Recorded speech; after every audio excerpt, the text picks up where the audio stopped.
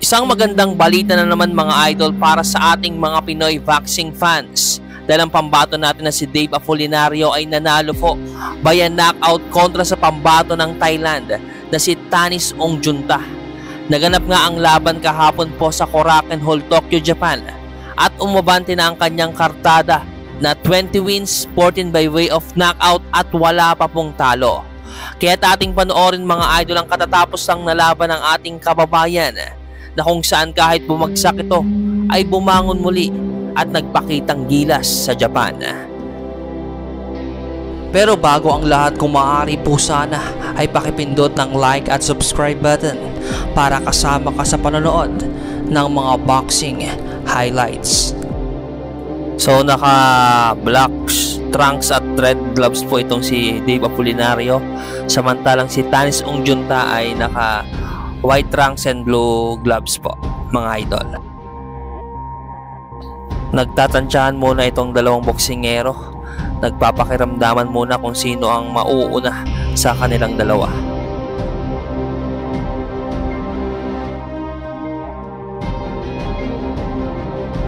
May edad dito si Dave Apolinario na 25 years old, samantalang itong kalaban niyang si Tanis Ongjunta ay 31 years old na po mga idol.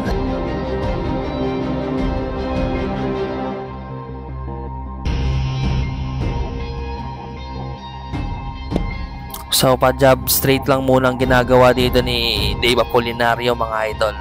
Tinatansya muna niya.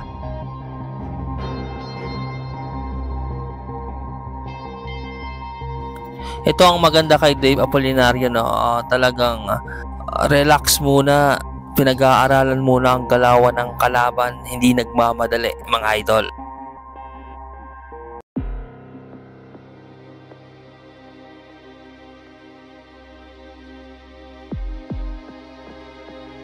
Sa Japan nga ito ginanap mga idol sa Korakuen Hall, Tokyo, Japan. So dito ay nagbigay na ng kombinasyon bago matapos ang round 1. Nagpalitan na po mga idol. Maingat din talaga tong si Tanis Ongjunta. Hindi rin nagmamadali mga idol.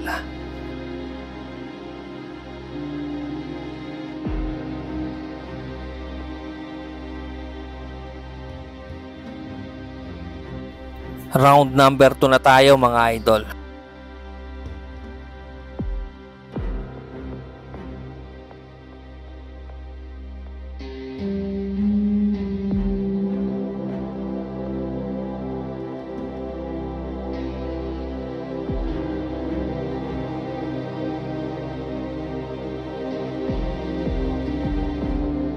Siyempre sa Japan ginanap at dito ay nanonood din dito si The Monster ng Japan na si Naoya Inoue.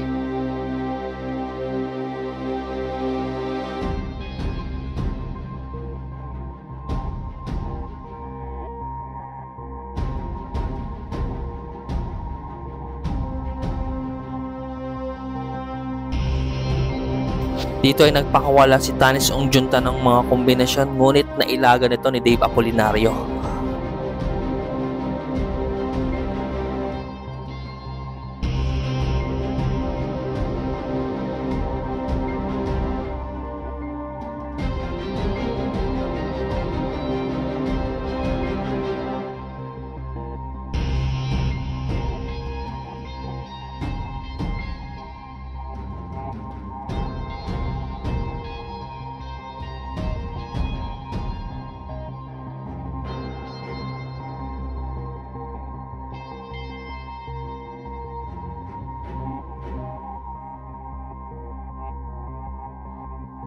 Natapos po ang round 2, ngunit wala pa rin pong bumabagsak mga idol. Round 3 na tayo mga idol.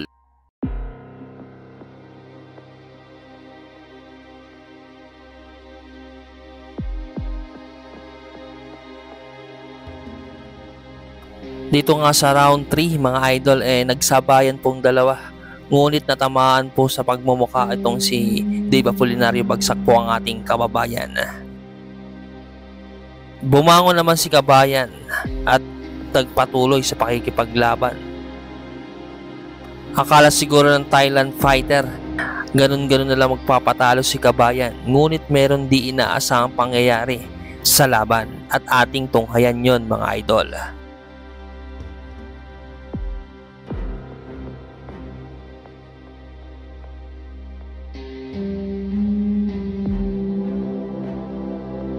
Munti ka na naman dun si Kabayan.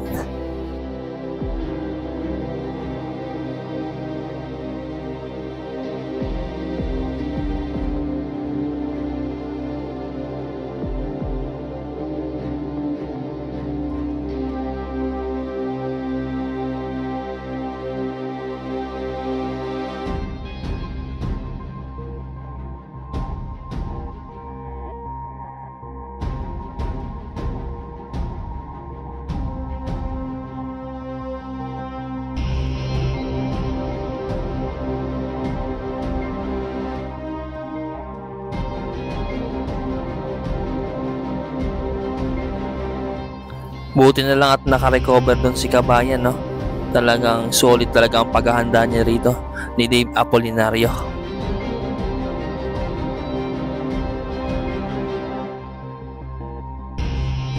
Nagkaroon po ng headbutt ang dalawang boksingero.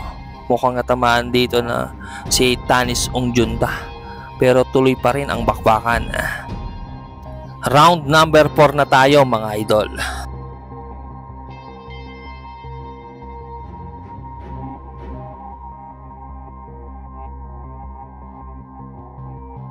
Makikita sa galawan ni Dave Apolinario gustong gumanti sa pagkakabagsak nito sa round 3. Dito na nga nakabawi ang Pinoy nang makapasok ang counter left hook.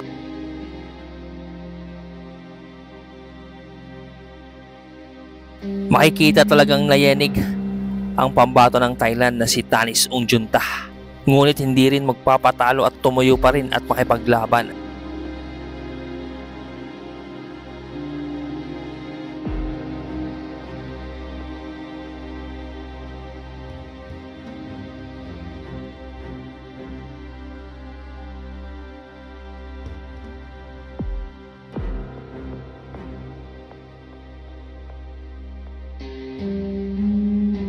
Muling bumagsak sa ikalawang pagkakataon ng Thailand boxer ng tamaan ni Dave Apolinario. Mukhang knockout na dito ang Thailand boxer mga idol.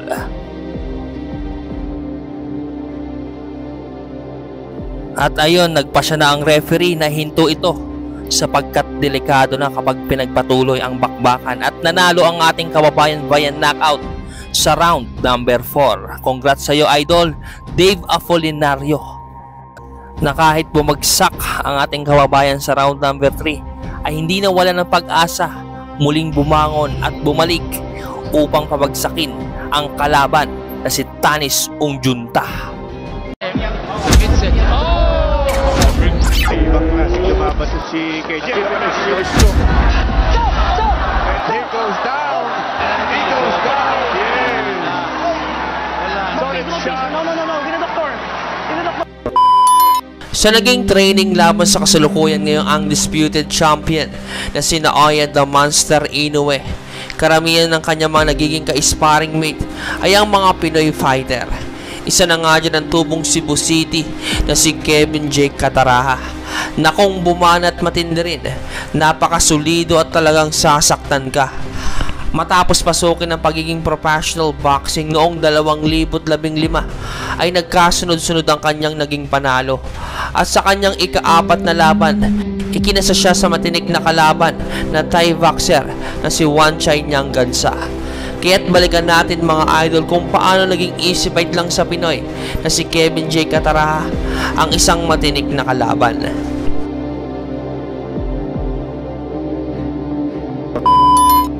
Unang round pa lang ay malalakas na agad ang kombinasyon ang ipinapakita ng Pinoy. Maniwala ka. Oo, ibang klaseng lumabas si KJ. Look at that, he's already taas. Bombarding the body of Chachay. Good 1-2, ibang klase. Sino magkaka ng 3-fight veteran lamang itong si KJ. Look at the way he delivers his blows. Talaga yung kamay niya. And he moves so well. Lateral movements, maganda yan. And you know, he's part with the Indians, so you know. Watch out your foot. This fighter from Thailand, I don't think is going to last very long. He's from the Sitong Boxing Gym. Oh, good right hand, good right hand. Body shots, good vibes. He appears to be fresh from his pajamas. Yeah.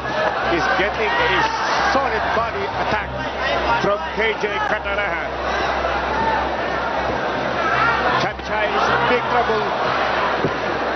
Clubbing right hand by Kataraha, KJ. Is KJ dahil Kevin J. Oh boy, the Thai is in big trouble. Oh, wala na. He's hurt. He's hurt. He was stung back by Kataraha. Chanchay Benjamas, real name Wangchai Liang Hansa. Beautiful left hook, he's hurt. Holding on. Maganda yan. Will he survive this first round? No, I don't think so.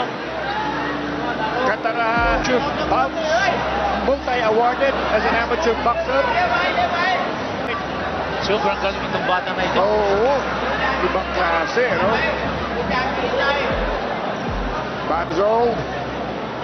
Look at the composure of this guy. The Thai is 24. He's trying to stay on his feet, stay out of trouble. Overhand right. See KJ. Ulo. Holding on for dear life is Chanchay or Benjamas. Tricky combination. Oh boy. Kataraha. He's in deep trouble. There goes the bell. The bell saved him. Round number 2. Oh, ito na tayo, Ronnie. Makasurvive pa kaya itong si Chanchay Benjamas? By Benjamas. Good left. Kataraha is concentrating on the body. Oh, medyo manipis eh. Yung bodega ng Thailander.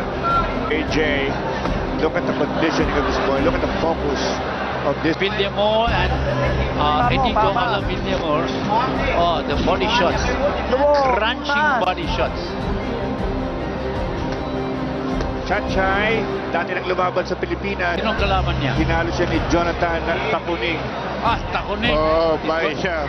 4th round knockout. Si Takuning, the champion from Mexico for the world title. Beautiful right hand by Kataraha. Kataraha looking good. Basically, John, ito si Kataraha.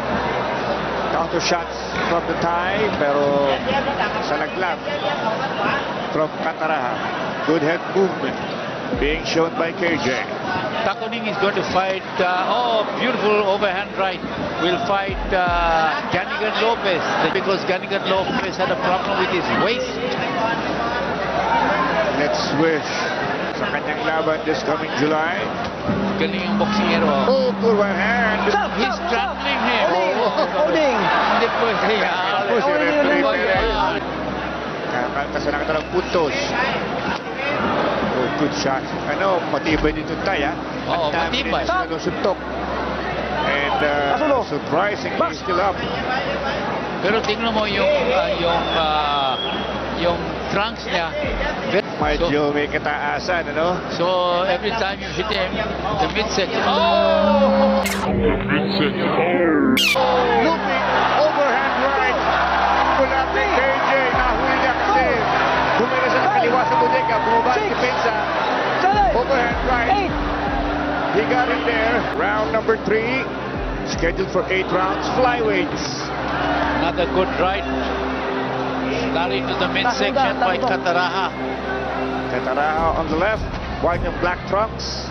Si Chanchay ay orange trunks. Medyo mataas nga. Mataas talaga, sabi ko mataas sa'yo. So that's why every punch in the waistline is a low blow. Hindi na monitor yun, ano? Should be along the waistline lang. Hindi na mo sumba. Knockdown scored by Cataraha in round number 2 at medyo nagigigil si KJ. Oo. Feeling niya kuha na niya ang numero nitong Thailander. He wants another left. Oh, another cracking right hand. And he hurt the Thai is holding on. He hurt him. KJ on their back. Walang lusod itong Thai. Takbang yayakap. Lumayo si KJ to gain punching room. KJ looking to finish the job. Solid shots. The Thai, when he sees him coming, he's already ready to embrace him. Nakita mo na naman. Oo. Takbang yayakap. Clubbing right hand by Cataraha. Cataraha on the attack. He's looking for the big punch. He's looking for the big one. Double jab. KJ. Great moves. Oh. Oh, gusto niya kasi highlight reel eh. Gusto niya highlight reel, gusto niya knockout. Pero You have to put your punches together. pero alam mo itong Oo, talagang akala natin hindi tatagal ng opening round. Oh, but now, right now, KJ is staying off. He's staying off, Ronnie. The referee keeping a close watch. Solid shots, big swallow. Stop! Holding, holding! For Ben Jamas. Tama. Ben Jamas. looking at his corner. Oh, I think the referee will have to really, you know. The Thai is looking at his corner, says, "Can I give up? Please throw him the towel." Mga bossing, may nabubog namin dito. And it appears he's going to survive the round again. Yeah. Oh man. Oh, but they should give it a serious look. And he goes down. He goes down. And I think it's over. Yeah. Wala. Solid shot. No. Get the doctor. Get the doctor. Doctor. The doctor. I don't. Oh. And he's trying to get up on his own volition. Come here. Matapos niyang impresibong panalo kontra sa Thai fighter, ay 8 sunod-sunod pa nga ang naitala ni Kevin J. Cataraha at ang 7 rito ay tinapos sa pamamagitan ng knockout. Talagang may angking bilis at lakas talaga ang ipinagmamalaki ng mga Cebuano na si Kevin J. Cataraha.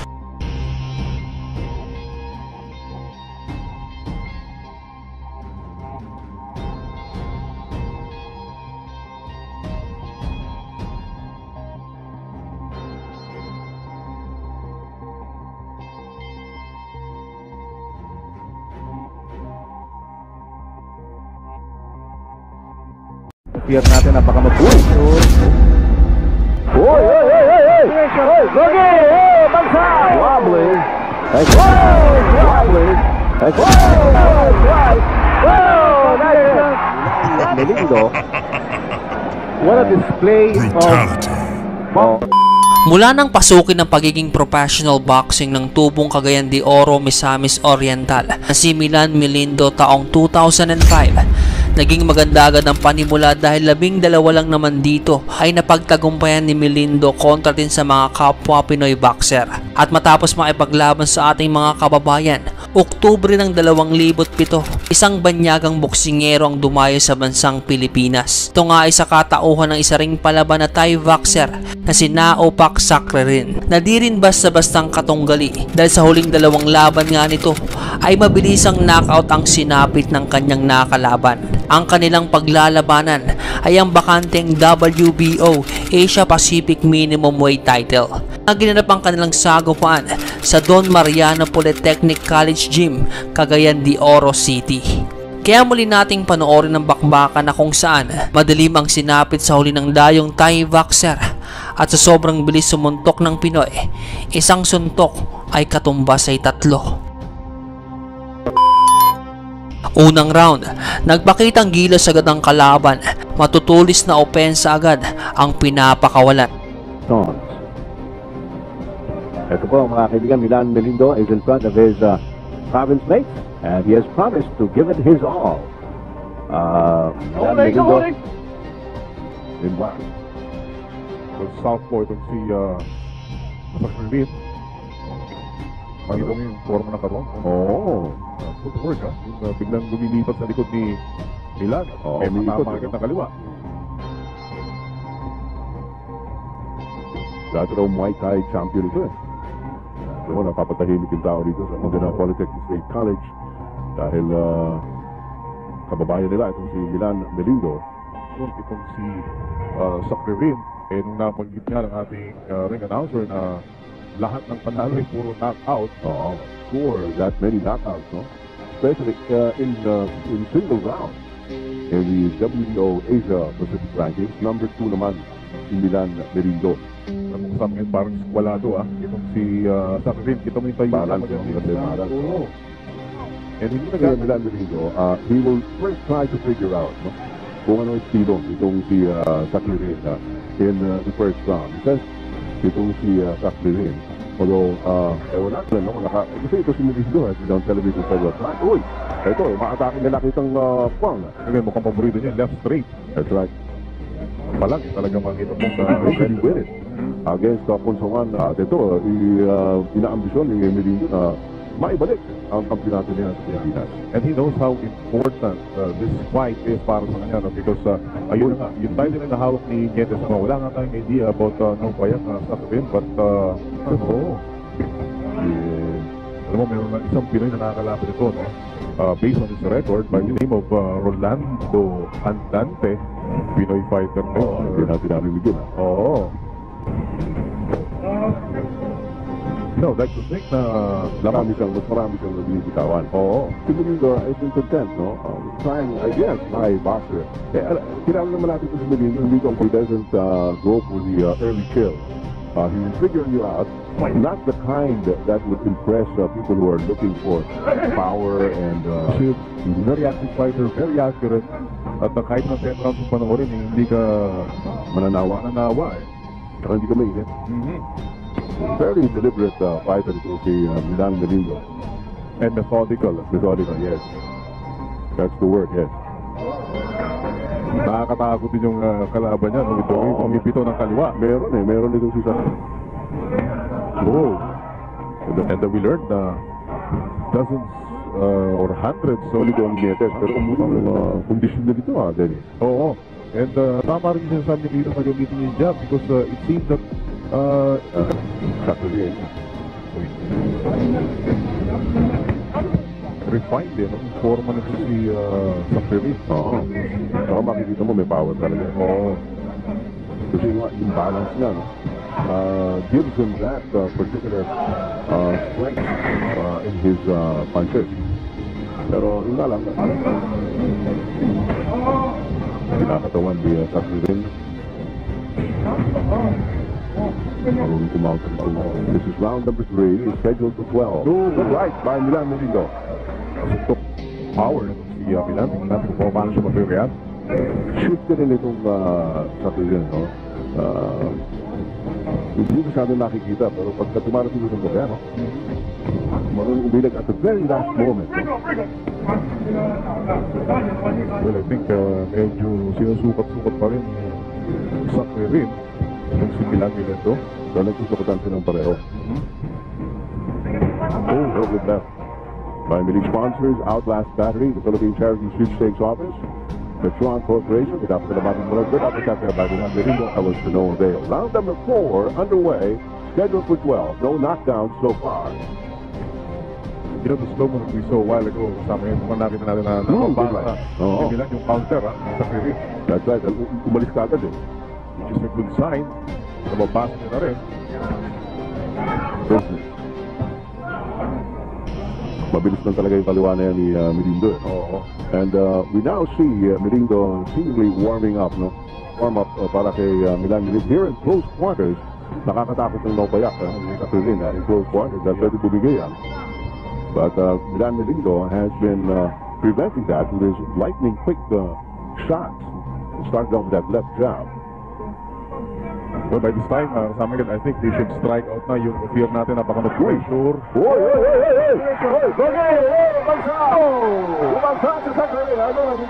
The hand speed, kasama yan, kung sinasabi natin kanina before the start of this fight. Yun, nakita natin. 5 to 6. Oh, yes. A punch combination. Perfectly timed combination there. And here comes Yolanda, pero lumalaban sila kaya sa Kirin. Hindi natin sila. Oo. May power yan. Akala mo, hindi na makakatayo yan eh. Oh, good left by Sakirin. Pwedeng biga kasi sa Kirin kanina eh. Parang good night eh. Oo. O, tumatama yan. Oh, good left. Well, it's doing the right thing. No? Hindi siya nanggigigil at alam niya na pabagsak niya pero sinusuntok pa nga yung Thailander. Delikado pa rin yan. Oo. He's taking his time. Pero ang dami kasi nung patama kanina ito, ha? Oo. It was a series of punches that downed Sakirin. Pero nanggigigil sa Sakirin, wala nang sa corner. Oh, there's another one! There you go! Lumasak na naman ang Sakirin. Ang tindi ng kombinasyon nito si Mileto. At sabi nga natin, in shape. In dream shape din itong Thailander. Para makatayo ka sa ground, talagang boy! Lumayakap pa sa Sakirin. And here's being hit at will. He's in serious trouble itong Thailander. Yes. And referee Tony Consuelo trying to look at it. This is round number 4. And the Thai boxer wobbly. Twice. Whoa! That's the water. That's the third knockdown in the 4th round. And the ring position is being summoned by referee Tony Pesons. Governor Oscar Moreno on his feet there, and is a little worried about the Thai boxer. Although, of course, he is elated by this knockout win by Milan Melindo. What a display of boxing savvy. Yes. Savvy, patience. Hindi nanggigil eh. Well, nakita natin, may forma, may skill itong Thai boxer. Pero, yung sunod-sunod, na dami ng suntok na patama ni...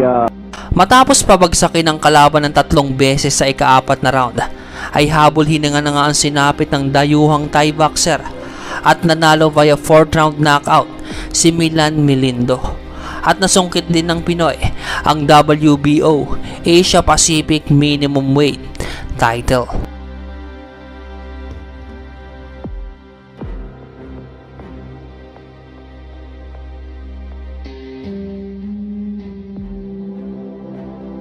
Maraming salamat mga idol dahil hanggang dulo ay nanonood pa rin po kayo.